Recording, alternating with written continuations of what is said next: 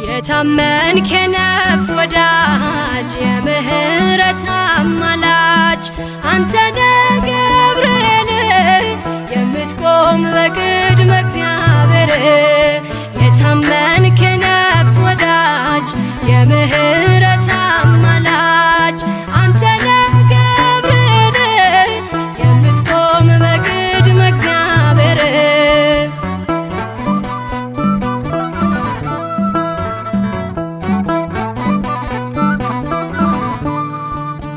ነበልባሉን ውሃ